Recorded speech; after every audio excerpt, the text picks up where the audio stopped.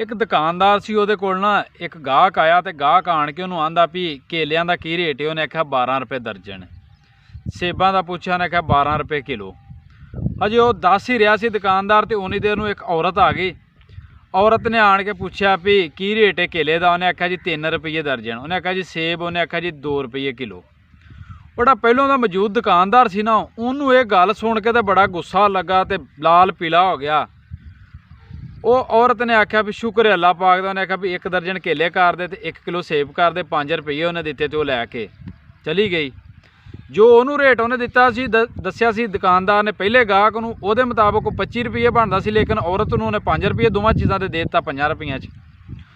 हुण गाहक नूं गुस्सा लगा, कुछ बोलन लगा तो दुकानदार ने उन्होंने इशारा किया भी 1 मिनट खामोश हो जा तू।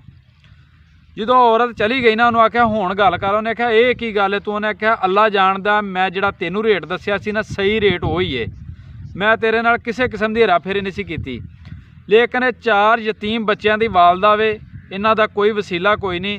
लेकिन यदि मैं बड़ी दफ़ा दुकानदार ने आख्या भी कोशिश की मदद करने की, लेकिन ये औरत किसी कोलों भी मदद लैण लई तैयार नहीं। लेकिन फिर मैं ना ये खुद सोचा भी जदों भी दुकान च आवे ना, हफ्ते 1-2 दफ़ा मेरी दुकान ते सौदा लैण आउंदी है, लेकिन जदों भी आउंदी है आम दिनों के मुताबिक मेरी सेल भी 2 गुणा ज़्यादा हो जाती तो प्रॉफिट भी मेरा वध जांदा वे। अल्लाह पाक दी रज़ा वास्ते मैं कुछ करना वा। मैं चाहना भी उसकी मदद भी हो जाए, लेकिन औरत का एक भरम भी बच जाए, उसकी इज्जत भी बच जाए जो नहीं इस तरह लैनी चाहती।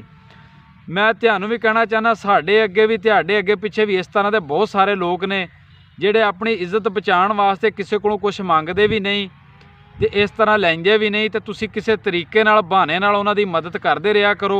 अल्लाह पाक इन्हां दे सदके ही देंदा सानूं सब नूं। गल चंगी लगे ना तो वीडियो शेयर कर दिओ।